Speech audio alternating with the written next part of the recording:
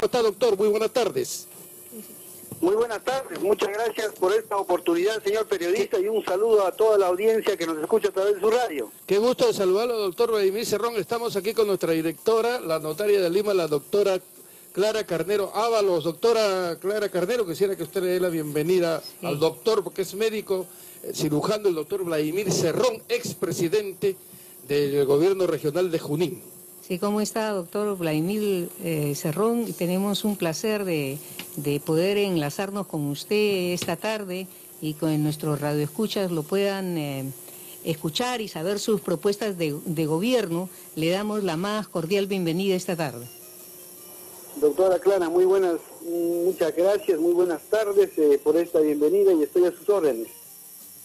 Doctor Vladimir Cerrón, bueno, puntualmente, ¿cuáles son sus principales propuestas? Por supuesto, tengo entendido que está usted en el tema de salud y también de educación, ¿no? Dándole prioridad. Sí, tenemos las propuestas enmarcadas en 3 ítems, fundamentalmente uno es en el plano institucional, el otro plano social y finalmente el plano económico. En el plano institucional estamos planteando que se haga una nueva constitución política del Perú, puesto que la actual tiene un carácter individualista, mercantilista, privatista y entreguista de todos nuestros recursos. Y para ello es necesario convocar a una asamblea constituyente una vez asumido el mando del Ejecutivo Nacional. La segunda propuesta dentro de este mismo ítem institucional es marchar a una república federal plurinacional, puesto que el Perú no es un estado uninacional, sino es un estado multinacional y que las diferentes regiones y pueblos necesitan una atención con una verdadera autonomía que solamente puede garantizar la federalización de cada una de las regiones. En el plano social estamos planteando, por ejemplo, en el sector salud, de que debe existir un solo sistema de salud pública para todos los peruanos y acabar de esa manera la discriminación que existe de los que están asegurados, no asegurados, los que tienen seguro policial, los que tienen SOAT, los que no lo tienen y demás. Yo creo que el Perú puede masificar esta atención con calidad, universalidad y también puede marchar a la gratuidad total como es en los países civilizados. Y además queremos también de que se especialicen los hospitales dentro de todas las regiones del país y en poblaciones de más de 500.000 de habitantes, caso San Juan de Lurigancho, por ejemplo, ya deba contar con 4 hospitales especializados mínimo, que es el Hospital Materno Infantil, el Hospital Neoplásico, el Hospital de Medicina Tropical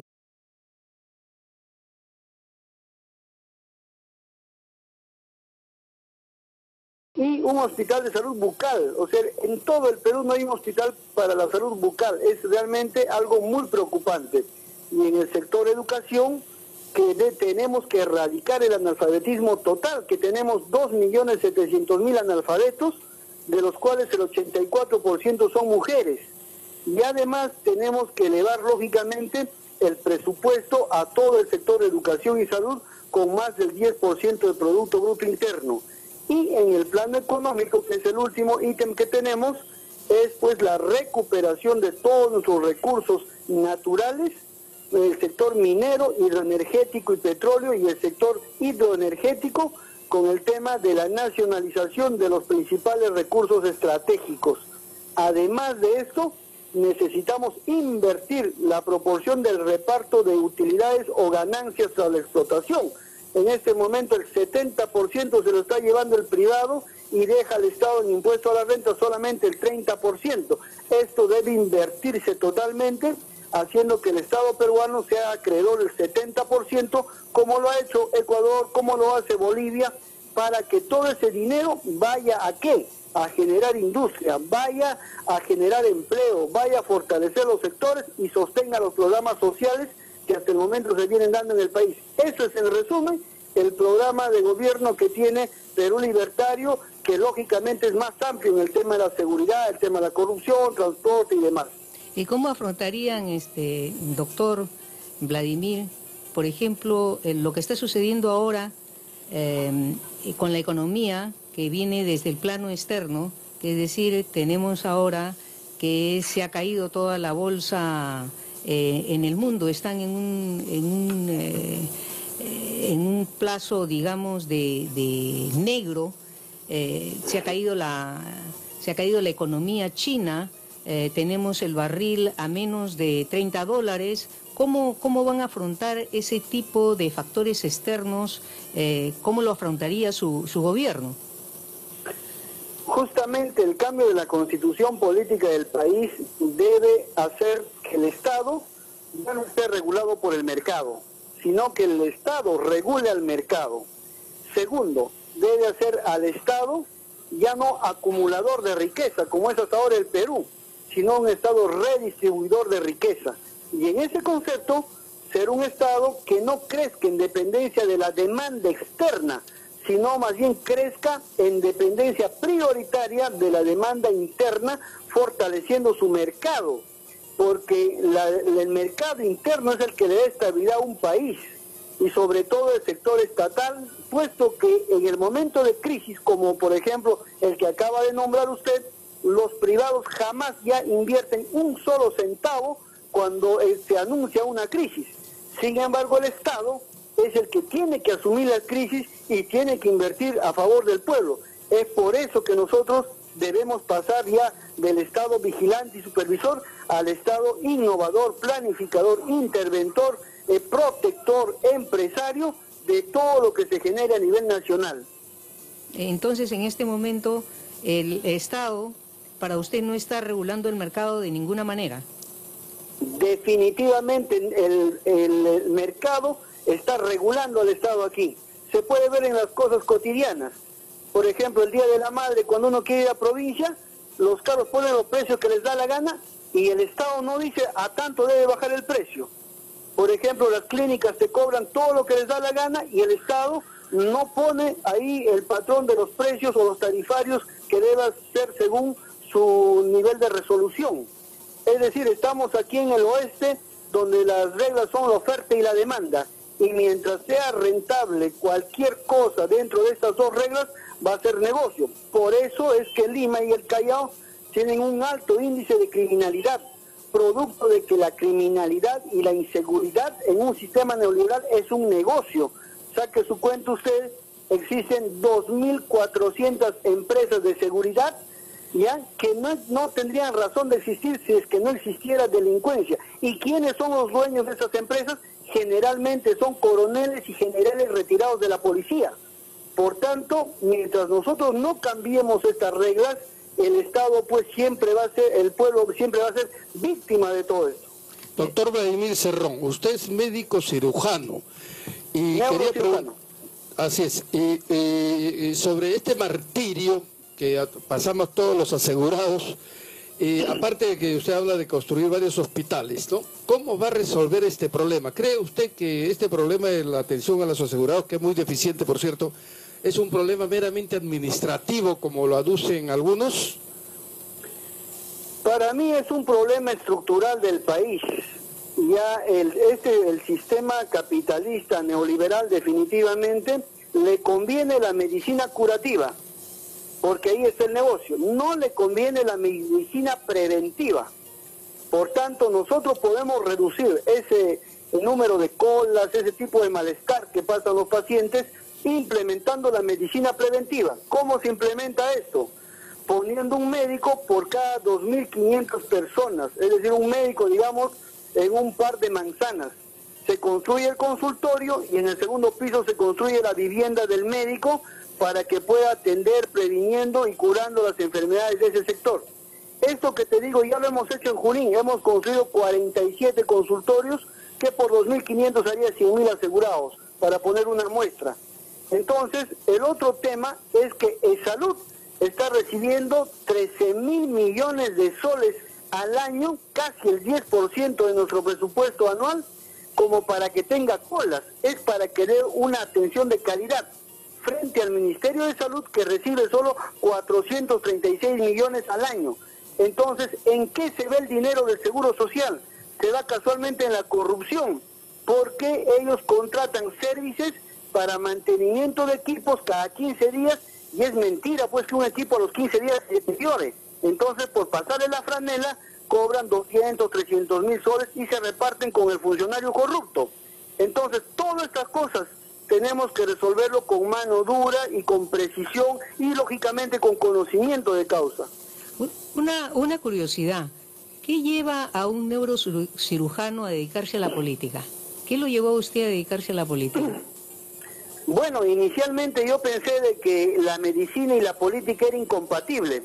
Sin embargo, nos hemos dado cuenta que la enfermedad es un producto del sistema socioeconómico de un país.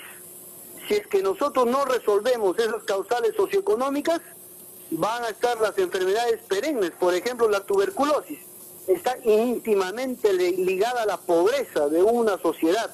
El cáncer de cuello uterino en Riotambo, que es la selva de Junín, el 28% de las mujeres jóvenes tienen cáncer de cuello uterino y está ligado a la pobreza.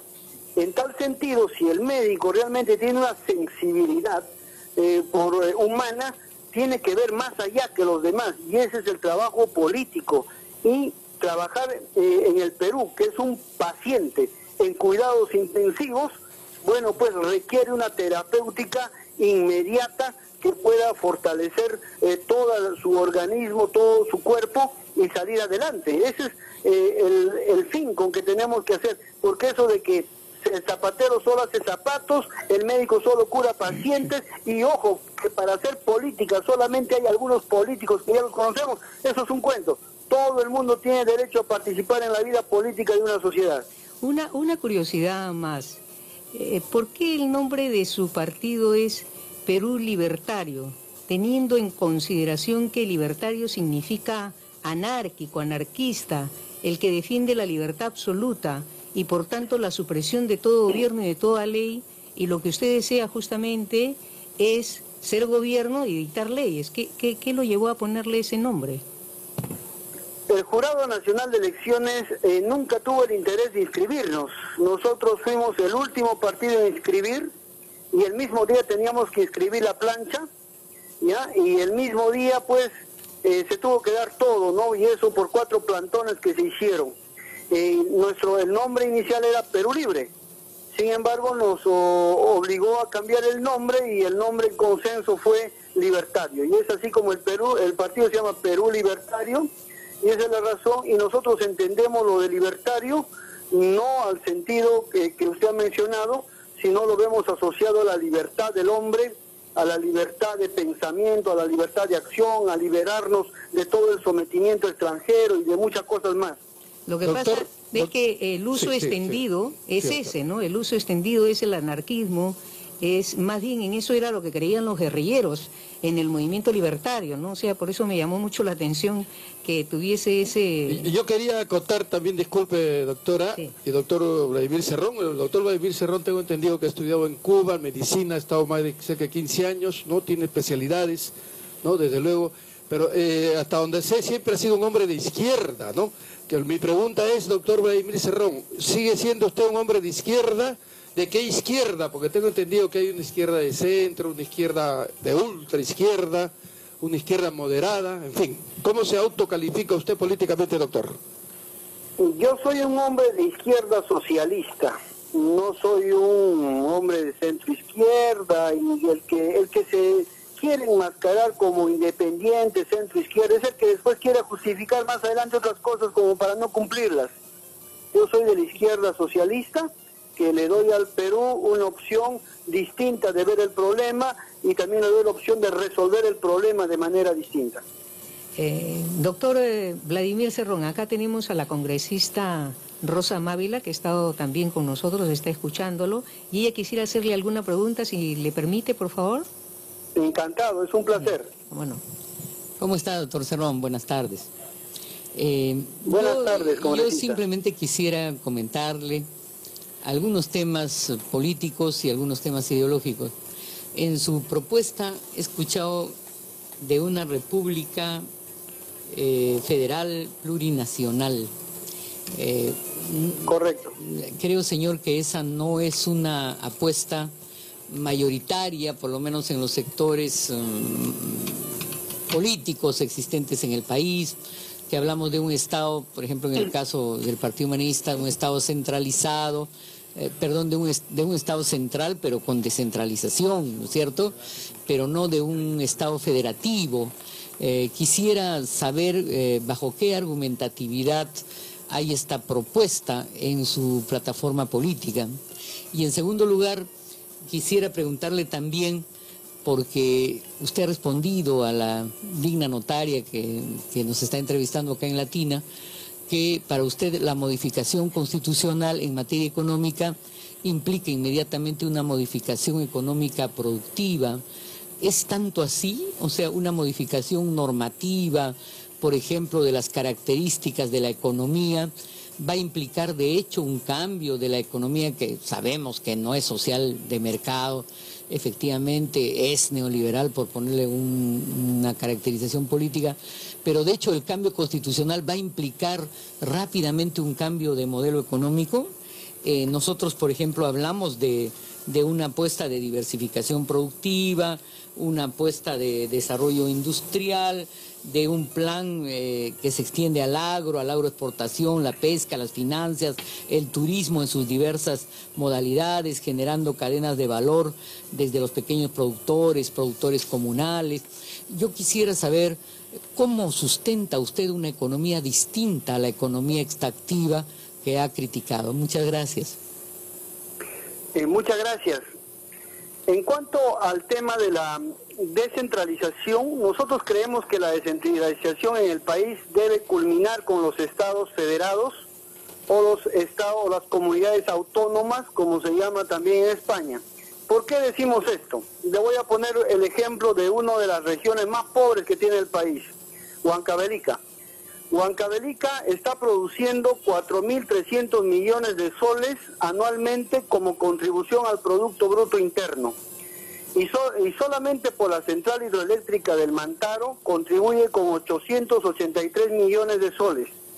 Sin embargo, para su desarrollo anual, su gobierno regional solamente recibe 220 millones, lo cual es insuficiente para que este pueblo pueda salir del analfabetismo que tiene en 70%, de la desnutrición crónica que tiene en el 94%, en la muerte infantil y la muerte materna que está totalmente elevada, en la falta de vías de comunicación, en que no tiene tomógrafo, no tiene resonador, en que no tiene hospitales especializados ni médicos especialistas.